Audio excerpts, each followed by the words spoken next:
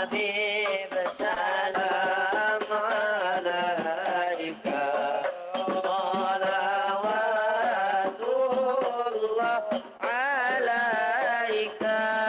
بسم الله الرحمن الرحيم. الفاتحة إلى رسولنا وحبيبنا وشفينا رسول الله محمد عبد الله صلى الله عليه وسلم، ثم إلى أرواح آبائه وإخوانه من الأنبياء والمرسلين وعليكم ورحمة الله وإلى حضرة النبي. الفاتحة.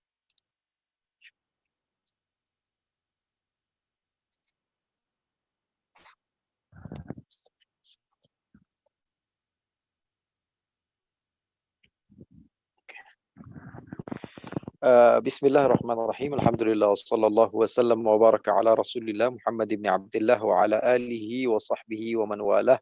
سبحانك لا علم لنا إلا ما علمتنا إنك أنت العليم الحكيم.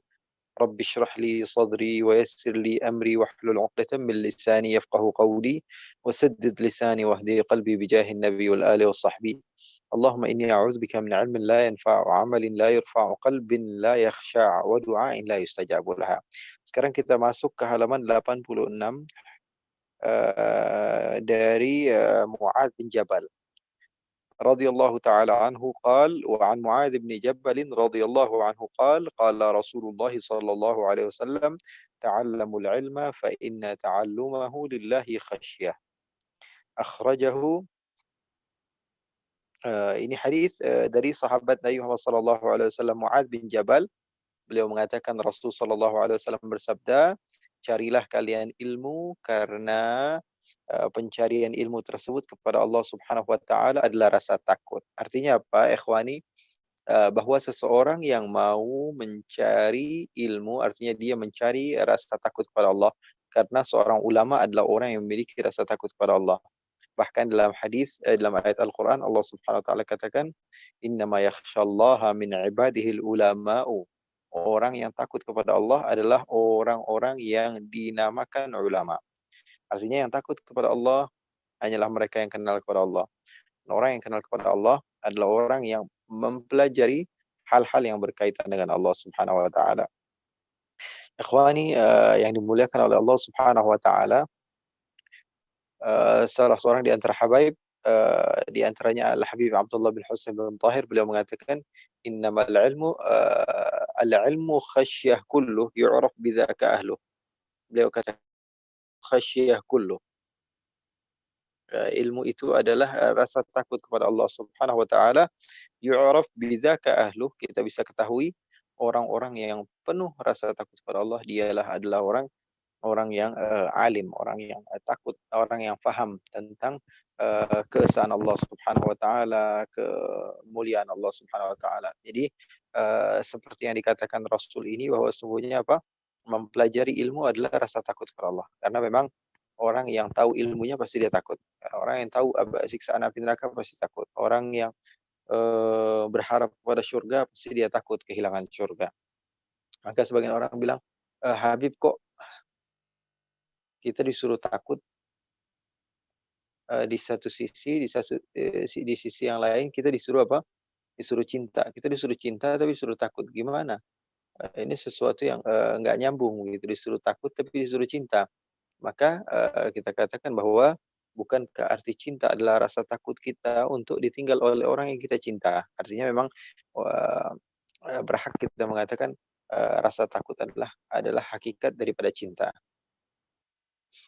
Jadi rasa takut adalah hakikat daripada cinta. Kita takut kita masuk neraka, kita takut kita tidak mendapatkan surga, kita takut Allah Subhanahu wa taala menjauhi kita, kita takut Rasul sallallahu alaihi wasallam murka kepada kita. Itu hakikat daripada ilmu. Al-ilmu khasyah kulluh yu'raf bidzaka ahlu. Kata Allah Subhanahu wa taala. Jadi wajar saja ketika Rasul sallallahu alaihi wasallam katakan ini, ta'allumahu lillahi khasyah. Orang yang betul-betul mempelajarinya dia akan mendapatkan ilmu khasyah. Jadi ilmu puncak adalah ilmu khasyah. Sampai Allah katakan dalam Al-Quran, saya ulangi lagi, innama yakhsyallaha min ibadihi ulama'u. Khasyah Allah Subhanahu wa taala gabungkan dengan kata ilm. Artinya orang yang sudah betul-betul mengenal Allah. Makanya ada pengenalan maqam yang tinggi adalah al-arif, orang yang sudah tahu gitu. Bukan hanya dia mengenali ya kan, tapi sudah benar-benar faham kepada keilmuannya sehingga dia memiliki rasa takut yang besar kepada Allah Subhanahu wa taala. Jadi ini hadis diriwayatkan oleh Muadz bin Jabal, sahabat Rasul sallallahu alaihi wasallam. Beliau ini meninggal tahun 28. Jadi Rasul sallallahu alaihi wasallam wafat tahun 10, beliau ini wafat tahun 18. Beliau ini wafat tahun 18. Artinya setelah 8 tahun Rasulullah SAW wafat, sahabat ini adalah sahabat yang menyusul Rasulullah SAW. Beliau dari kaum Ansar. Beliau dari kaum Ansar, bukan dari Muhajirin. Muadz bin Jabal adalah dari kaum Ansar. Masuk Islam tahun 18, ya, ketika beliau menghadiri Bai'atul Aqabah Tsaniyah. Jadi sebelum Rasulullah SAW hijrah ke kota Madinah, beliau sudah masuk Islam duluan, termasuk ya Muadz bin Jabal. Ketika itu berusia berapa? 18 tahun. Sahabat Rasulullah SAW yang terkenal dakwahnya begitu hebat sehingga Rasulullah SAW pernah utus Muadz bin Jabal ke negeri Yaman. Beliau ini juga yang pernah Rasulullah SAW suruh jadi imam di satu kampung, jadi murid Rasulullah SAW yang begitu alim faqih sehingga Rasulullah SAW utus beliau ke beberapa tempat mewakili Rasulullah SAW. Sampai-sampai dikatakan orang kampung yang mendatangi Rasul, mungkin saya pernah ceritakan, kemudian orang kampung tersebut marah-marah begitu, ya Rasulullah, kok kita dikirim pendakwah atau seorang imam yang memperpanjang bacaannya. Maka Rasulullah SAW merah wajahnya, dipanggil muridnya Muadz bin Jabal itu. Lalu Rasulullah SAW katakan, afattanun anta ya Muadz, apakah kamu mau menjadi pembawa fitnah wahai Muadz dengan dakwahmu yang seperti ini, memperpanjang bacaanmu sehingga sebagian orang lari daripada agama Islam ataupun lari daripada apa, kekhusyuan di dalam beribadah. Bayangkan. Rasulullah SAW dalam hadis yang sahih, Rasulullah SAW katakan, afattanun anta ya Mu'adz. Sahih atau hasan, artinya derajatnya lumayan kuat hadis ini. Hadis tentang Rasulullah SAW ketika marah kepada Sayyidina Mu'adz bin Jabal, sehingga Rasulullah SAW katakan, afattanun anta ya Mu'adz, apakah kamu mau menjadi pembawa fitnah wahai Mu'adz bin Jabal. Allah, saya berpikir kalau Rasulullah SAW melihat cara dakwah saya tuh, cara dakwah sebagian sahabat kita, mungkin kita ini udah dibilang kamu ini membawa fitnah dalam agama saya. Kalau sekelas Sayyidina Mu'adz bin Jabal hanya karena memperpanjang bacaannya, kemudian Rasulullah SAW menterbiah beliau dengan katakan, afattanun anta ya Mu'adz, tentu kita merasa bahwa sungguhnya banyak yang perlu dikoreksi. Akan tapi kita sendiri yang ngoreksi diri kita, bukan kita mengoreksi orang lain. Banyak kekurangan kita dalam metode dakwah sesuai dengan anjuran baginda Rasul sallallahu alaihi wa ala alihi wasallam. Beliau wafat di kota Yordania ya. Ketika itu negeri Syam, itu pintu negeri Syam, Yordania. Eh, karena ada wabah, beliau meninggal di sana. Beliau meninggal tahun 18 Hijrah. Sahabat Rasul sallallahu alaihi wasallam Muadz bin Jabal terkenal dengan apa? Faqihnya, terkenal dengan alimnya, terkenal dengan masuk Islamnya, Masya Allah. Dan beliau masuk Islam ketika itu masih masih muda sekali, usianya 18 tahun, sampai-sampai sebagian mengatakan beliau masih belum ada jenggotnya begitu masuk Islam. Sayyidina Mu'adz bin Jabal, sahabat Rasul sallallahu alaihi wasallam yang hadir dalam peperangan-peperangan bersama Rasul sallallahu alaihi wasallam, di dalam peperangan Badar walaupun usianya masih 20 tahun. Kemudian semua peperangan beliau ikut bersama Rasul sallallahu alaihi wasallam. Sahabat Rasul sallallahu alaihi wa ala wasallam, Mu'adz bin Jabal ini juga yang seperti yang saya katakan tadi, bahwa beliau dikirim oleh Rasul sallallahu alaihi wasallam pergi ke kota Yaman, ya, ke kota Yaman. Rasulullah SAW ketika mengatakan kepada Sayyidina Mu'adz bin Jabal, ketika Sayyidina Mu'adz pergi ke Yaman, wahai Mu'adz, kata Rasulullah SAW, la'allaka, kata Rasulullah SAW, bisa jadi kamu tidak akan berjumpa dengan saya lagi setelah ini. Dan mungkin kamu ketika sudah pulang melewati jalan ini adalah kuburanku, kata Rasulullah SAW. Sehingga Sayyidina Mu'adz diantar oleh gurunya Rasulullah SAW Dan Rasul sallallahu alaihi wasallam mengatakan, "Wahai Muadz, bisa jadi kamu tidak akan berjumpa saya lagi." Subhanallah. Bayangkan kalau seorang guru yang begitu kamu cintai, mengantar kamu kemudian mengatakan bahwa bisa jadi, dan Rasulullah SAW kalau ngomong ya betul. Sehingga Sayyidina Mu'adz bin Jabal ketika beliau berada di Yaman, beliau ditinggal oleh baginda Rasul sallallahu alaihi wasallam. Rasulullah katakan Sayyidina Mu'adz ini a'lamuhum bil halal wal haram. Kata Rasul sallallahu alaihi wasallam, katakan arhamu ummati bi ummati Abu Bakar. Orang yang paling cinta kepada umatku dari umatku adalah Abu Bakar.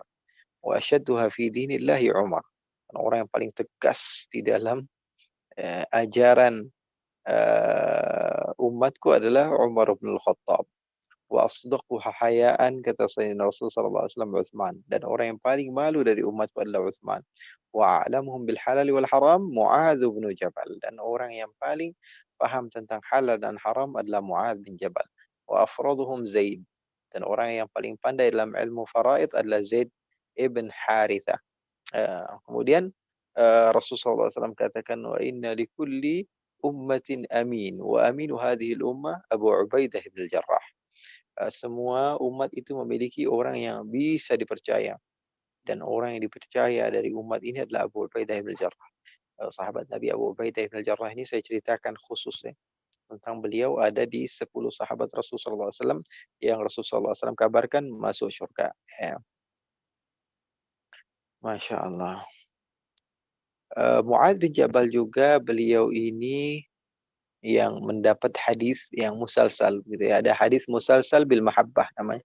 Hadis yang Rasul sallallahu alaihi wasallam katakan kepada sahabatnya, sahabatnya mengatakan kepada sahabatnya, dan sahabatnya mengatakannya seterusnya sampai kepada kita. Jadi ada namanya hadis musalsal, itu hadis yang diriwayatkan dengan metode yang sama. Jadi Rasulullah bilang kepada sahabat Muadz, "Ya Muadz, inni uhibbuka." Wahai Muadz, aku cinta kepadamu. Faqul dubura kulli salatin Allahumma a'inni ala dzikrika wa syukrika wa husni ibadatik. Kalau kamu setelah salat baca Allahumma a'inni ala dzikrika wa syukrika wa husni ibadatik.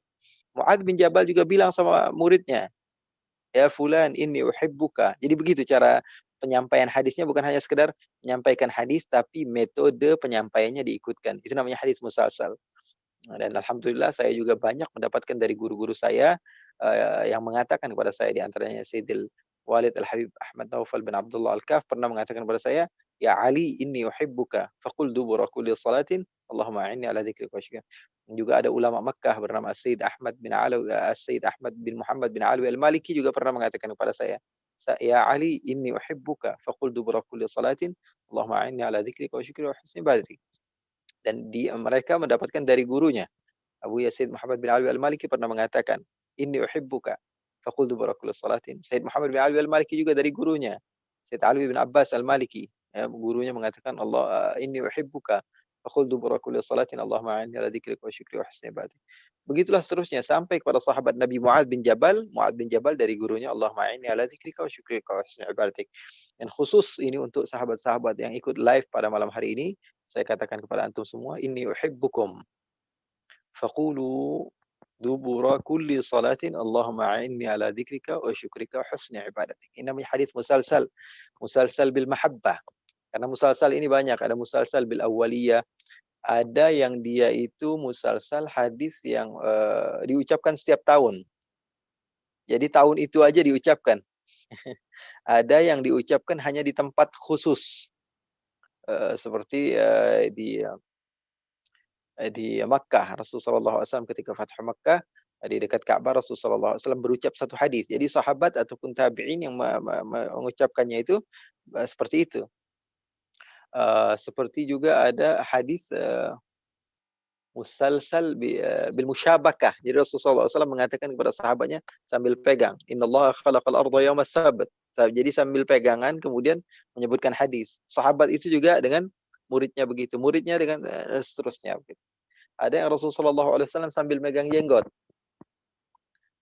Jadi murid-muridnya begitu juga. Setiap sahabat begitu kepada tabi'in kalau mau meriwayatkan hadis dan seterusnya. Nah, walaupun kita orang Indonesia misalnya sebagian nggak punya jenggot, begini aja gitu nggak apa-apa. Karena apa? Karena ini sesuai dengan apa? Ilmul mustalah, namanya mustalah hadis, mustalahu ahli al-athar. ada ilmu namanya, disebutkan ada namanya hadis musalsal. Ini musalsal bil mahabbah diriwayatkan oleh, Sayyidina Mu'adz bin Jabal. Alhamdulillah kita sudah mendapatkan, sanad daripada hadis tersebut dari guru-guru kita dan antum juga insyaallah mendapatkan, sanad sebagaimana dikatakan tadi, saya cinta, insyaallah nyambung guru saya mengatakan kepada saya cinta, seterusnya sampai Rasulullah mengatakan kepada Mu'adz bin Jabal, "Saya cinta kepadamu wahai Mu'adz dan katakan, amalkan tapi setiap setelah salat Allahumma a'inni ala dzikrika wa syukrika wa husni ibadatik."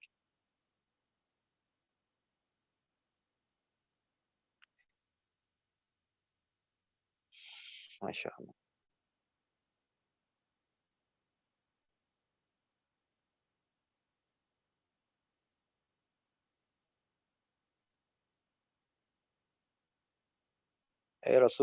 Siapa namanya, Muadz bin Jabal ini sahabat Rasul sallallahu alaihi wasallam, yang sangat dikenal dengan keilmuannya sampai Rasulullah katakan orang yang paling paham tentang halal dan haram. Bahkan, sahabat mengatakan di kota Madinah ketika itu yang memberi fatwa, yang berani memberi fatwa dari kaum Muhajirin hanya 3 orang, Umar, Utsman, dan Ali. Dan dari kaum Ansar juga 3, Ubay bin Ka'ab, sama Mu'adz bin Jabal, sama Zaid bin Thabit. Zaid bin Thabit. 3 orang ini dari kaum Ansar. Allah.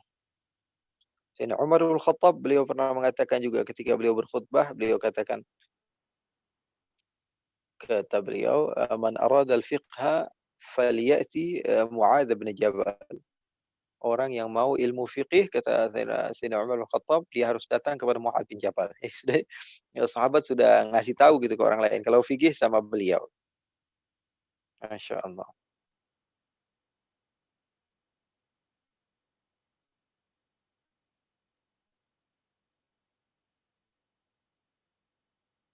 Abu Idris Al-Khawlani beliau mengatakan, saya masuk ke Masjid Hims. Eh, ketika itu ada 30 orang yang sudah tua, begitu. Maksudnya yang sepuh. Dan semuanya adalah sahabat Nabi di negeri Syam. Semuanya adalah sahabat Nabi. Saya lihat ada di ujung satu orang masih muda. Jadi kalau beliau tahun kedua ketika masuk Islam umur 18, tambah 10 tahun lah, berarti 28. Usianya masih 28 sampai 30, 31 tahun. Saya melihat, oh, sahabat-sahabat yang tua, tiba-tiba di pojok ada sahabat yang masih muda gitu, yang umuran umuran 31 tahun, 32 tahun, 33 tahun. Ketika saya bertanya kepadanya, "Siapa orang yang di tengah yang di pojokan itu?" Kemudian sahabat semuanya ngumpul dengerin dia ngomong begitu. Sahabat yang sepuh dengerin ini, anak muda ngomong. Apa yang dia katakan, pas, didengerin sama dia orang, masya Allah ini seorang tabi'in. Kemudian, dia tanya, "Siapa ini?" Katanya, "Mu'adz bin Jabal." Semenjak disebut namanya Mu'adz bin Jabal, saya jatuh cinta kepada beliau. Jadi mesti muda, akan tapi dijadikan rujukan oleh sahabat sekalipun, karena keteguhannya dalam, menuntut ilmu, karena beliau adalah orang yang alim. Makanya riwayat hadis beliau juga tentang, ilmu. Jadi nggak melulu, melulu melulu, tentang, lamanya masuk Islamnya atau lebih tuanya, akan tapi apa, beliau ini lebih dikenal dengan keilmuannya sehingga manfaat. Beliau meriwayatkan hadis dari Rasul sallallahu alaihi wasallam, "Ta'allamul ilma." Menuntutlah ilmulah kalian, fa inna ta'allumahu lillahi khasyah. Karena sungguhnya orang yang menuntut ilmu kepada Allah, dia pasti akan memiliki rasa takut. Kalau nggak sekarang pasti entar. Kalau nggak entar, entar-entaran. Pokoknya sebelum dia meninggal pasti dia takut. Karena dia tahu mana yang baik, mana yang buruk. Beda dengan orang yang nggak tahu. Terkadang dia bingung mau mau nentuin hidup dia ini. Karena dia nggak tahu ini mungkin baik padahal nggak baik. Makanya orang yang, memiliki ilmu dia ada, nilai plus, karena dia tahu walaupun dia salah, dia tahu, "Oh ini kesalahan ini, kesalahan, saya nggak mau masuk neraka lah." Makanya dia ada rasa takut gitu. Walaupun melakukan kesalahan, dosa kan, tapi dalam hati juga masih, "Ya Allah, saya ini banyak dosa." Tapi kadang-kadang orang yang nggak paham tentang ilmunya, dia ngerasa aman-aman aja hidupnya, padahal dosa terus yang dia lakukan. Makanya ini ada, nilai yang lebih bagi mereka. Wa talabahu ibadah. Orang yang menuntutnya itu adalah ibadah. Jadi bukan ibadah itu hanya dengan, salat, zakat, puasa, enggak. Tapi menuntut ilmu adalah ibadah kepada Allah. Wa mudzakaratahu tasbih. Mengulang-ulang ilmu itu adalah tasbih. Masyaallah. Wal bahthu anhu jihad. Dan mencari-cari ilmu, mencari guru, mencari ilmu itu namanya jihad di jalan Allah Subhanahu wa taala. Masyaallah. Wa badlahu li ahlihi qurba. Dan kita memberikan ilmu tersebut kepada orang yang pantas untuk diberikan ilmu adalah pendekatan kepada Allah. Wa ta'limahu liman la ya'lamuhu shadaqah, dan mengajarkan kepada orang yang tidak memahaminya adalah sedekah. Makanya kata Rasulullah SAW, "Idza mata ibnu Adam inqata'a 'amaluhu illa min thalath, shadaqah jariyah wa 'ilmin yantafa'u bihi wa waladin salihin yad'u lah." Tiga hal yang tidak akan pernah berpisah dari orang walaupun dia sudah meninggal. Yang pertama sedekah jariyah, kemudian ilmu yang bermanfaat, kemudian anak yang saleh yang mendoakan kepadanya. Yang pertama adalah sedekah jariyah. Tidak ada sedekah yang lebih baik melebihi sedekah ilmu. Karena sedekah harta bisa habis. Bahkan sedekah wakaf sekarang dianjurin.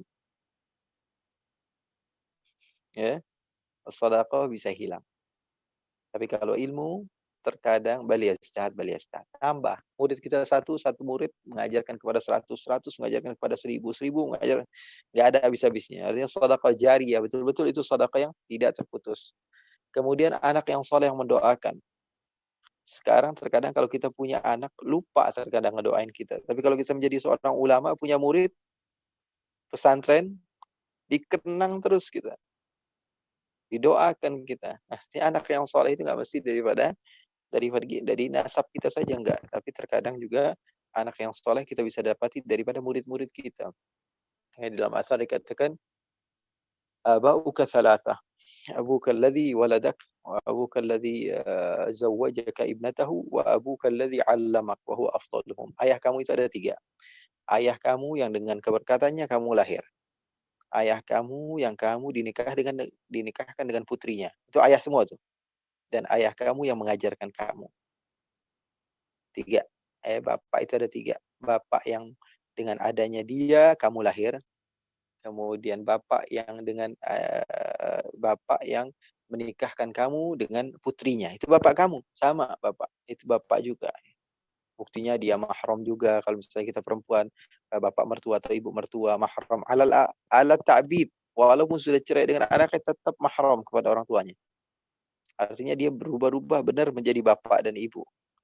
Bapak yang dengan keberkatannya kamu lahir, dan bapak yang kamu dinikahkan dengan putrinya, dan yang terakhir adalah bapak yang mengajarkan kamu. Dalam asar tersebut dikatakan wa huwa afdaluhum, dan yang terakhir ini yang terbaik.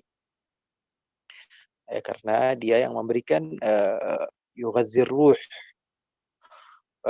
ruh kamu yang diberikan sesuatu kepada ruh kamu sehingga kamu bisa mendapatkan kenikmatan yang abadi. Kalau yang satu fokusnya kenikmatan yang duniawi. Kalau ini kenikmatan yang abadi. Waladin salihin yad'u lah. Jadi 3.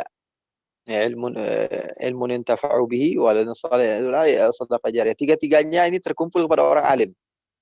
Kalau yang satu sedekah dia duit aja, yang satu dia fokus anaknya supaya ngedoain dia. Yang satu gimana caranya ilmu dia bermanfaat, dan di ilmu yang bermanfaat tiga-tiganya dapat. Li'annahu ma'alimul halal wal haram. Karena sesungguhnya dengan ilmu kita bisa tahu yang mana yang halal, yang mana yang haram. Wa manaru subuli ahli jannah, dan penerangan kepada jalan-jalan menuju kepada kamu tepat untuk dikatakan ahli syurganya Allah. Wa huwal anisu fil wahsyah. Ilmu itu adalah sahabat ketika kamu susah. Kamu sumpah punya ilmu atau mudzakarah kepada ilmu. Terkadang kalau lagi asyik kita nuntut ilmu itu, kalau apalagi kita dulu terkenang gitu belajar. Ada seorang guru saya itu ilmu usulnya luar biasa gitu. Sampai-sampai terkadang kita melamun sendiri ketawa begitu. Seru banget begitu. Sampai ke situ begitu. Kadang-kadang pembahasannya itu sampai kita enggak. Artinya apa? Ilmu itu anis fil wahsyah. Kalau kita lagi sumpah, bosan, ngerasa jauh dari semua orang, dengan mendengar kajian atau mendengar ilmu, kita terkadang merasa bahagia. Wasahibu fil ghurbah.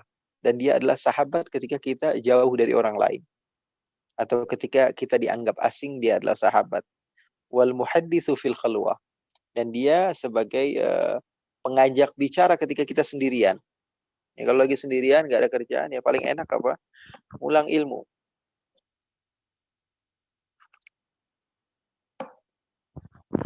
Wad dalilu 'ala sarra'i wad dharra. Dan juga ilmu adalah bukti atas kesulitan dan kemudahan.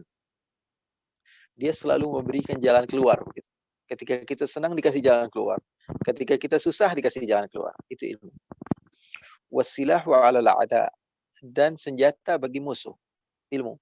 Tanpa ada ilmu nggak bakal bisa menang. Ilmu apa saja nggak bakal bisa.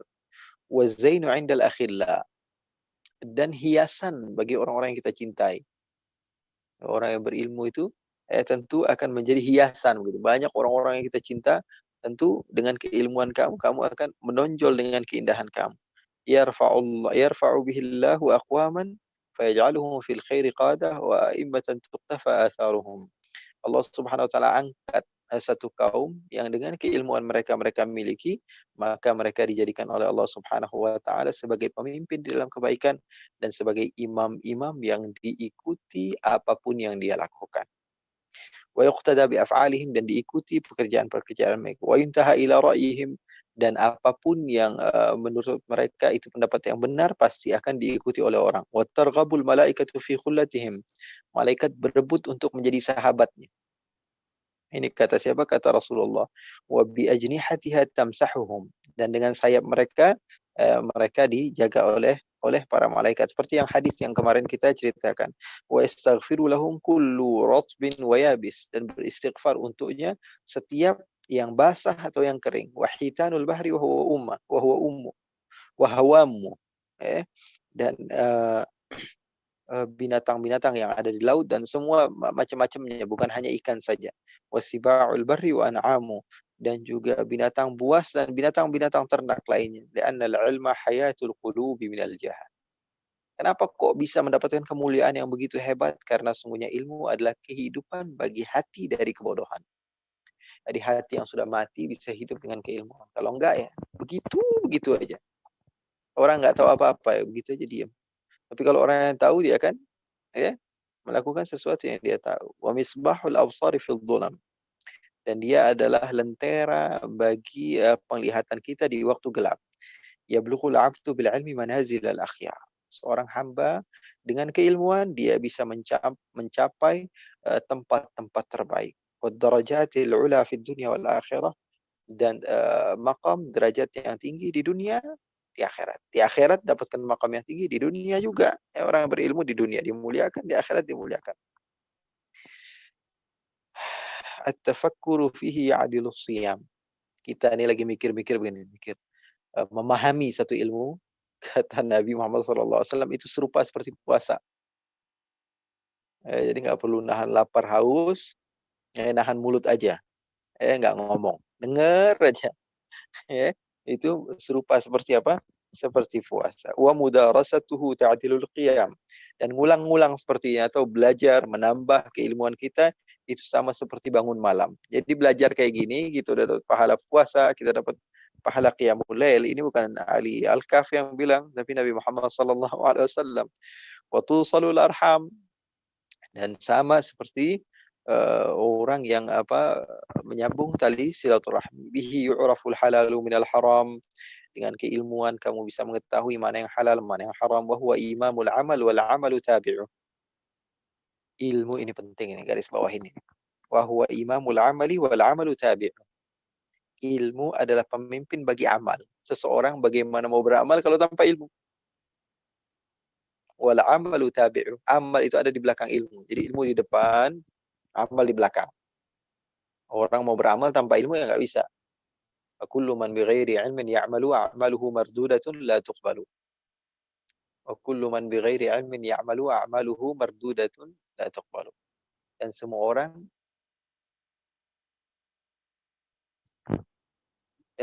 orang yang mengamalkan ya sesuatu tanpa ilmu, maka amalnya itu tertolak.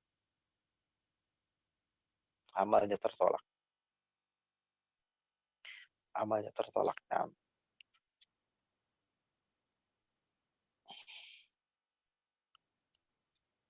yulhamuhu su'ada wa yuhramuhul ashqiya. Allah akan mempermudah bagi orang yang memang Allah sudah catatkan dia akan menempati surga, sehingga dia dipermudah oleh Allah untuk mencarinya, dan Allah Subhanahu wa taala mempersulit bagi orang yang memang Allah sudah siapkan tempatnya di neraka. Jadi semangat dia pengen belajar, artinya memang Allah kasih kode, kasih isyarat bahwa dia itu memang bakalan menempati surga. Tapi kalau Allah persulit banget, padahal sudah ada wasilahnya semua, tapi masih aja susah, artinya memang tempatnya bukan di surganya Allah. Allah catatkan dia termasuk asyqiya, orang-orang yang tidak akan mendapatkan kebaikan. Wa an Abi Hurairah radhiyallahu anhu qal, riwayat yang kedua dari Abu Hurairah. Ini hadis Abu Hurairah sudah sering kita ceritakan kan ya. Siapa beliau ya, beberapa kali kita ceritakan. Kalau Mu'adz bin Jabal barusan sudah kita insyaallah sedikit banyak kita mendengar nama sahabat. Beliau Abu Hurairah berkata bahwa qila ya Rasulullah, ada yang bertanya kepada Rasulullah, man akramun nas? Siapa sih orang yang paling baik, orang yang paling mulia? Ini hadis riwayat Imam Bukhari, Imam Muslim. Hadisnya sahih. Man akramun nas? Siapa orang yang paling terbaik? Jawaban Rasulullah, atqahum. Siapa? Atqahum. Orang yang paling bertakwa di antara manusia. Man akramun nas? Ini sahabat bertanya, siapa sih manusia yang paling mulia? Rasulullah menjawab, orang yang paling bertakwa kepada Allah adalah orang yang paling mulia. Kalau kita dengar hadis ini seakan sahabat itu pengen menjadi orang yang paling mulia, gimana caranya? Maka Rasulullah menjawab dengan jawaban Rasulullah, kalau ingin menjadi orang yang paling mulia, ya dengan bertakwa kamu tingkatkan takwa kamu. Tapi kalau yang saya pahami berbeda. Ya. Sahabat ini bertanya, mana akramun nas? Siapa orang yang paling mulia? Rasulullah katakan orang yang paling mulia adalah orang yang paling bertakwa. Berarti seakan Rasulullah katakan bahwa Rasulullah adalah manusia yang paling mulia karena Rasulullah yang paling bertakwa. Allah katakan inna akramakum indallahi atqakum. Orang yang paling mulia di antara kalian siapa? Orang yang paling bertakwa di antara kalian. Dan Rasulullah dalam hadis yang sahih mengatakan apa? Ana atqakum lillahi wa akhsyakum lah. Saya adalah orang yang paling bertakwa kepada Allah. Artinya apa? Sahabat bertanya, siapa yang paling mulia? Orang yang paling bertakwa. Siapa orang yang paling bertakwa? Nabi besar Muhammad sallallahu alaihi wasallam. Qalu laisa an hadza nas'aluk. Kata Abu Hurairah, bukan ini yang saya tanya wahai Rasulullah. Saya bertanya tentang manusia yang paling mulia. Kata Rasulullah yang paling bertakwa. Bukan itu yang saya tanya. Maka Rasulullah menjawab, fa Yusuf, orang paling mulia adalah Nabi Yusuf. Nabiullah ibnu Nabiyillah ibni Nabiyillah ibni Khalilillah. Karena Nabi Yusuf adalah Nabi, putra Nabi, putra Khalilullah Nabi Ibrahim. Nabi Yusuf bin Yaqub bin Israel bin Ibrahim. Ishak nama lainnya adalah Israel. Nabi Ibrahim punya anak dua. Ada Ismail, ada Israel. Namanya satu wazan. Satu Ismail, satu Israel. Satu Ismail, satu Israel. Anak cucu Ismail katakan Bani Ismail, anak cucu Israel katakan Bani Israel. Jadi Israel itu nama orang, bukan nama tempat, tapi nama orang. Israel adalah Nabi Ishak. Jadi Bani Israel artinya anak cucu Nabi Israel, Nabi Ishak. Qala fa'an ma'adinil Arab tas'aluni, kata Rasulullah sallallahu alaihi wasallam, kalau kalian tanya tentang sesuatu yang paling menjadi pusat perhatian atau bisa dijadikan sesuatu yang paling hebat, kalau kalian tanya kepada saya, kata Rasulullah SAW, khiyaruhum fil jahiliyati khiyaruhum fil islami idza faquhu. Kata Rasulullah, orang terbaik dari zaman jahiliyah atau zaman Islam sekalipun adalah orang yang paling punya ilmu. Jadi semakin kamu punya ilmu, mau di zaman jahiliyah, mau di zaman sekarang, kata Rasulullah SAW, adalah orang yang punya ilmu. Jadi asal gitu, ma'adinal Arab maksudnya apa? Usuluha. Puncak kehebatan orang, kalau kamu mau tanya asal usulnya juga bisa dikatakan, kalian tanya, kata Rasulullah, khiyaruhum fil jahiliyah khiyaruhum fil Islam. Adalah idza faquhu, kalau mereka menjadi orang yang alim dengan hukum-hukum syariat. Rasulullah sallallahu alaihi wasallam juga katakan, wa qala Rasulullah sallallahu alaihi wasallam yashfa'u yaumil qiyamati thalatha.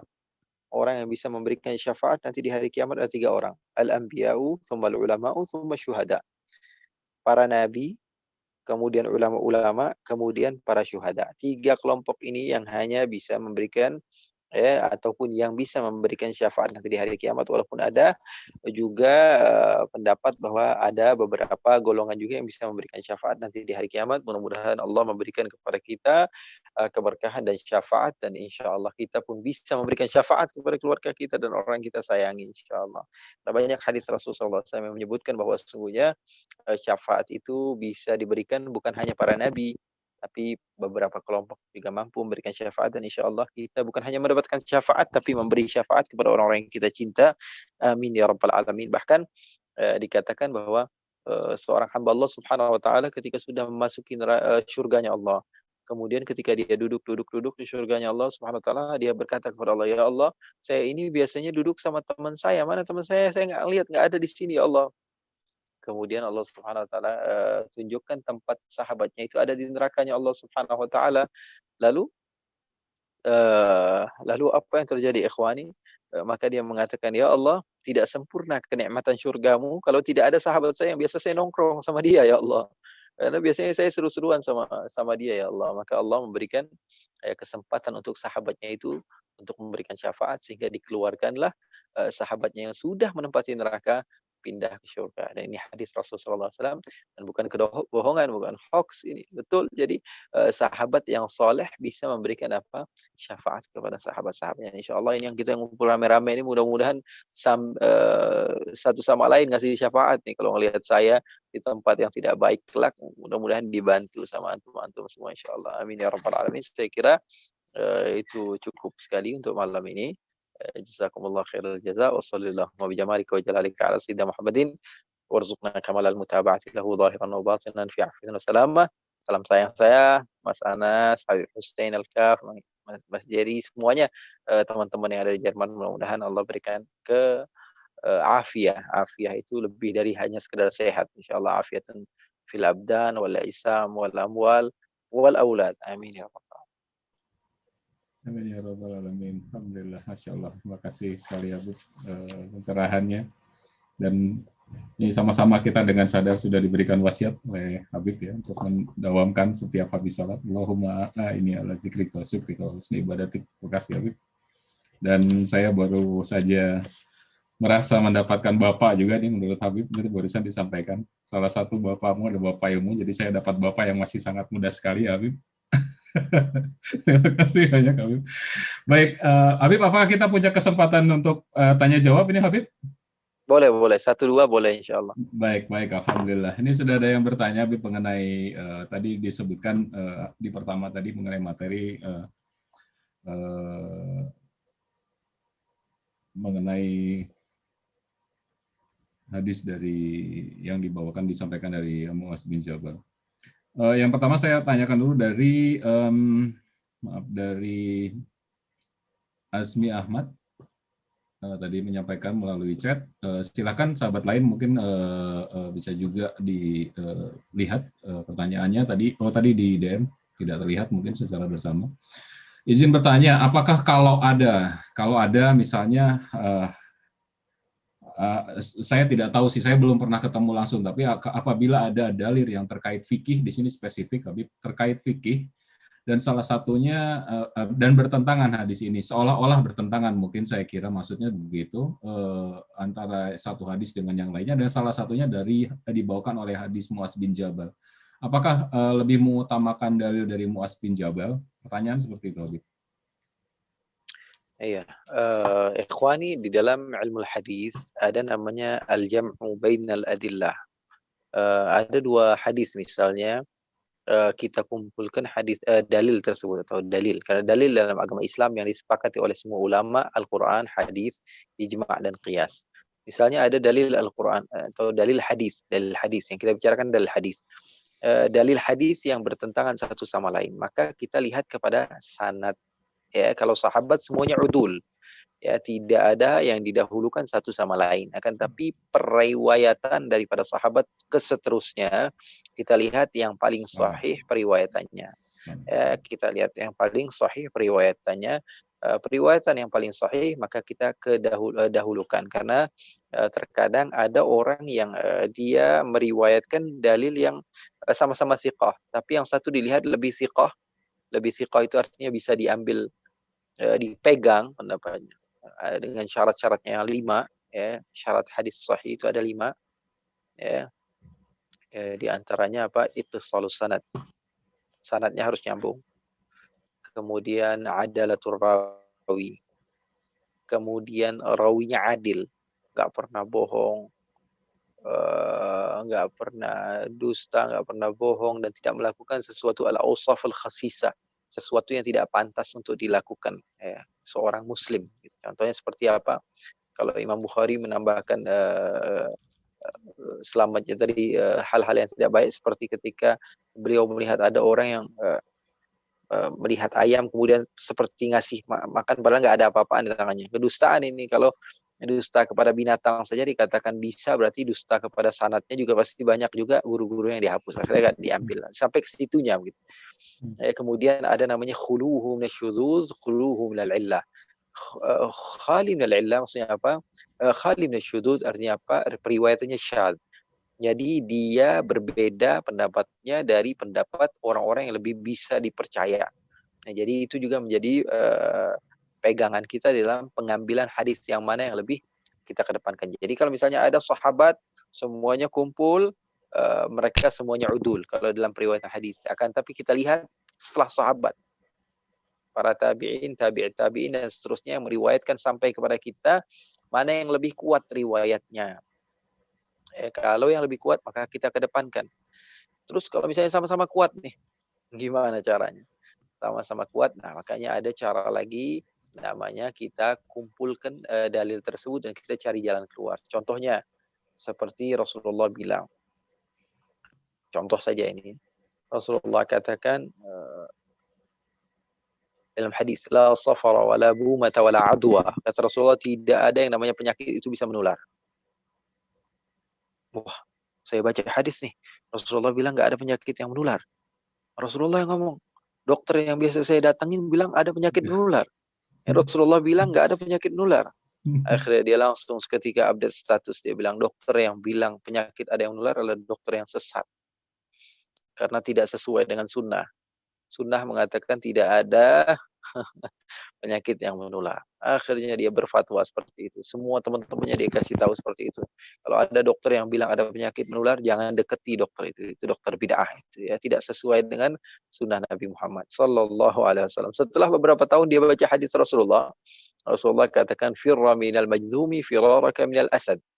Kamu kalau melihat ada orang yang berpenyakit kusta, kamu pergi dari dia karena penyakit itu bisa menular. Dia bingung sekarang, ya. Jadi dia sudah terlanjur fatwa ini kan. Fatwa katanya dokter ini adalah dokter sesat.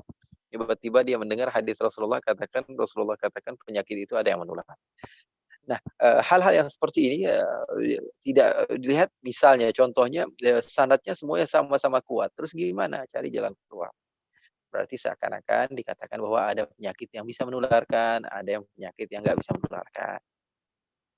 Begitu. Jadi ada periwayatan yang sama-sama kuat, ya dikumpulin lah hadisnya. Seperti Rasulullah SAW katakan boleh, misalnya seperti pendapat Al-Imam Malik. Imam Malik bin Anas mengatakan boleh jamak salat karena alasan hujan. Sebagian lagi ulama mengatakan nggak boleh. Nah, ya kita lihat daerah yang memang jarang hujan sampai 3 kali doang kayak di Mekah, Madinah dalam setahun, ya boleh hujan. Kalau di Bogor kita katakan fatwa boleh jamak salat karena alasan hujan. Setiap hari mereka jamak salatnya di Bogor karena apa? Setiap hari mereka hujan. Itu luasnya agama Islam. Jadi kalau sahabat berbeda-beda ya nggak apa-apa. Berbeda-beda nggak apa-apa. Apalagi kalau salatnya sama-sama kuat, itu artinya apa? Artinya kita diberikan jalan yang lebih, ruang yang lebih lebar untuk merasakan keindahannya perbedaan. Satu Baik. pertanyaan terakhir. Baik, siap. Alhamdulillah. Baik, berikutnya dari Pak Geri. Terima kasih Habib atas hadis musalsal dari Muaz bin Jabal. Mohon bertanya, apakah jawab sahabat Muaz setelah mendengar hadis dari Rasulullah tadi? Apa jawab sahabat Muaz setelah mendengar hadis dari Rasulullah tadi, supaya kita juga bisa tiru? Sahabat Muadz yang disampaikan dalam hadis tersebut tidak menjawab, ya. Tidak menjawab. Beliau mendengar Rasulullah SAW. Tapi kita yang mendengar hadis tersebut biasanya dari guru-guru kita, kita katakan kita terima hadis ini, qabilna.